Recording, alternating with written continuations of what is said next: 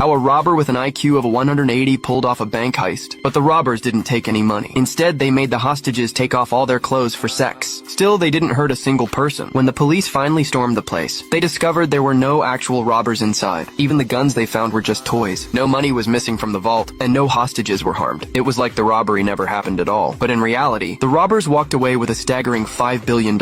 So how did they manage it? The mastermind's name was Dalton. He disguised himself as a bank employee and casually walked right in. He then pulled out an infrared searchlight to disable all the surveillance cameras, and his team followed, unlocking the bank doors from the inside. When the security guard noticed something was off and was about to raise the alarm, Dalton pressed a cold object against his waist to keep him quiet. And just like that, the show began. The robbers took control of everyone inside with ease. A passing patrol officer sensed something was wrong and quickly called for backup. Soon, a SWAT team arrived in full force and surrounded the bank. But Dalton stayed calm because it was all part of his plan. He had his team collect the hostages, phones, and keys. Then he ordered the hostages to strip off their clothes and put on uniforms. The robbers did the same, dressing up in identical outfits and masks. After that, they shuffled the hostages into different rooms randomly. At one point, an elderly man fell ill. Dalton immediately sent him out for medical help. This showed a bit of his humanity and helped keep the hostages calm. At the same time, it was a calculated move to taunt the police. After all the setup, it was finally time to get down to business. But Dalton didn't get excited. He glanced at all the cash piled in the room, ignored the more valuable safe, and instead headed to a utility room. Looking around, he said, "This is perfect." He then had his partner move some shelves and start breaking through the floor. What they were really after, you'd never guess. The police sent Kyle, an experienced negotiator, to handle the situation. Kyle tried calling Dalton, but Dalton refused to speak. All the security cameras had been destroyed, and Kyle was left clueless about the bank's layout. Just when things seemed hopeless, Dalton released another hostage. This one had a large box strapped around his neck. The police feared it was some kind of weapon, so they approached with extreme caution. Inside the box was a letter from Dalton. He demanded the police deliver 2 fueled buses and a fueled helicopter by 9